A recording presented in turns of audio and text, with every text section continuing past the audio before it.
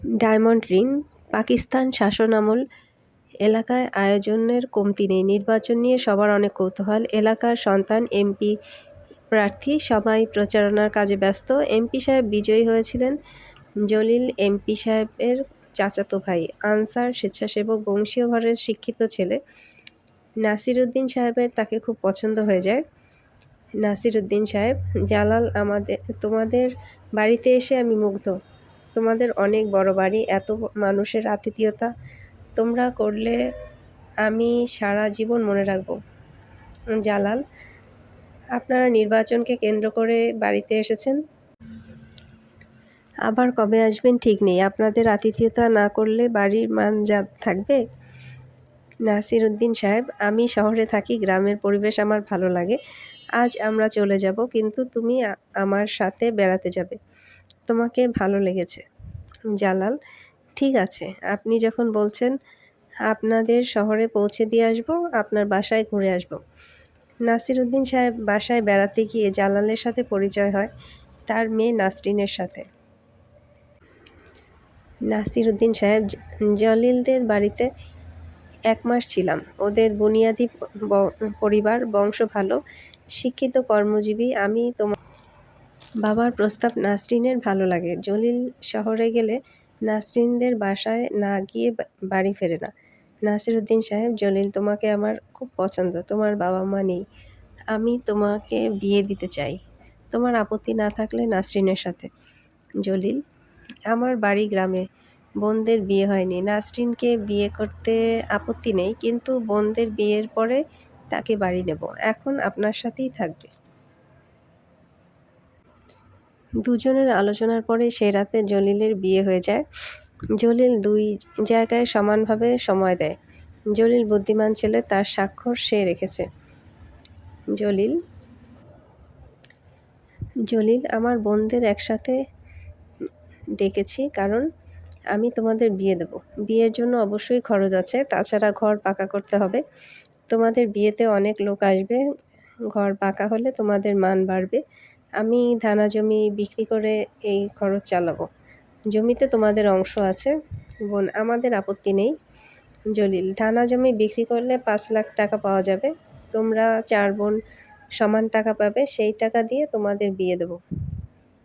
আমার অংশ দিয়ে ঘরের কাজ হবে। বোন: ঠিক আছে। জলিল ধানা জমি বিক্রি করে বাড়িতে পাকা ঘরে তোলে। একে একে 4 বোনের বিয়ে হয়ে যায়। জলিলের ঘরে 4 পুত্র সন্তান। নাসরিনকে আর বাড়িতে আনা হলো না, কারণ ছেলেরা শহরে লেখাপড়া করে। নাসরিন: আমি বাড়িতে গিয়ে থাকতে চাই। জলিল: বাড়ির পরিবেশ ভালো না, ওখানে গেলে ছেলেদের লেখাপড়ার ক্ষতি হবে, এখানে থাকাতে হবে।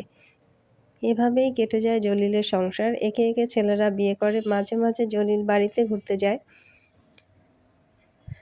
আজ জলিলের ঘরে নতুন সদস্য যুক্ত হয়েছে। সেজ ছেলের ঘরে কন্যা সন্তানের জন্ম নিয়েছে। জলিল: আমার 4 ছেলের মধ্যে আশা করেছিলাম একজন মেয়ে হোক, কিন্তু হলো না। প্রথম নাতি হলো ছেলে, তখনও মেয়ে চেয়েছিলাম, এবার আল্লাহর ইচ্ছা পূরণ করেছে। নাসরিন: নাতি নিয়ে বাড়ি বেড়াতে যাব।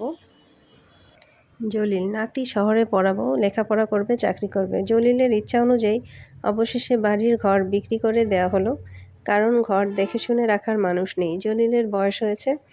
ঘর বিক্রির টাকা দিয়ে জলিল নাতির জন্য ডায়মন্ড রিং কিনে সেজ ছেলের হাতে দিয়েছিল। জলিল: আংটি কিনেছি নাতির জন্য, সে ভালো মানুষ হবে, নাতি আমার সাথে থাকবে, তোমরা নাতির সাথে মিলেমিশে থাকবে। জলিলের মৃত্যু হয়েছে 30 বছর। নাসরিন এবং তার বাবা আগেই পৃথিবীর মায়া ত্যাগ করে চলে যায়। জলিলের ছেলেরা আজ বৃদ্ধ হয়েছে। নাতি এবছর BCS পাশ করেছে। কর্মসূত্রে আজ যাতায়াত করতে হচ্ছে। শাহিন: এলাকায় আজ নতুন দেখছি, কোথায় যাবেন? চিত্রা: আমি এলাকায় নতুন হলেও আমার বাড়ি এখানে, রসুলপুর খানবাড়ি, জলিল সাহেবের নাতি। শাহিন: তুমি চিত্রা, এখানে আমি তোমার ভাই। চিত্রা: আসসালামু আলাইকুম ভাইয়া, ভালো আছেন? শাহিন, আমরা ভালো আছি, বাড়ি চলো। তুমি আসবা কাকুরা জানালো না কেন? চিত্রা, ভাইয়া আমি অফিসের কাজে এসেছি, আজই চলে যাব, পরে একদিন বাড়ি যাব। শাহিন ভাই জোর করেই চিত্রাকে বাড়িতে নিয়ে গেল। চিত্রার দাদার বাড়ির প্রতি প্রীতি থাক। শাহিন, দাদা 1,00,000 টাকা খরচ করে বাড়ি করলো। বাড়ি থাকলে তোমাদের আশা হতো, বাড়ির পরিবেশ অন্যরকম হতো। তোমার চাকরি হয়েছে, টাকা দাখিল করে ঘর ফিরিয়ে নাও। চিত্রা, শাহিন ভাই দাদা যা করেছেন বুঝে করেছেন, আমি তার কাজ উল্টোতে পারবো না। অনেক বছর পরে আপনাদের সাথে সময় কাটাতে পারছি, ভালো লাগছে। শহরে ভাড়া বাসায় আপনারা বেড়াতে আসবেন। শাহিন, তোমরা ভাড়া বাসায় থাকবে কেন? এখানে জমি কিনে দেবো, এখানে থাকবা, আমাদের জোর হবে। চিত্রা, শাহিন ভাই থাকা খাওয়ার খরচে হাতে কিছুই থাকে না, টাকা জমাতে পারলে অবশ্যই আপনার কথা রাখবো। গত রাতে হুট করেই চিত্রা গ্রামে চলে যায়। বাবা বিশেষ চিন্তায় পড়ে যান। অন্তত 50 বার তার সাথে ফোনে কথা হয়েছে। বাসায় ফিরতে প্রায় সন্ধ্যা। বাবা তোকে বললো আর চলে গেলি? এসব জায়গার পরিবেশ ভালো না, আমি চিন্তায় ঘুমাতে পারিনি। চিত্রা, আব্বু দারুণ অভিজ্ঞতা, না গেলে হতো না। বাবা এত অভিজ্ঞতা দিয়ে কি করবি? চিত্রা হাসতে হাসতে পরিবারের সবাইকে গ্রামের বাড়ির সুখের স্মৃতি শেয়ার করে। বাবা তাকে আজ দাদার রেখে যাওয়া সেই ডায়মন্ডের রিং উপহার দেয়।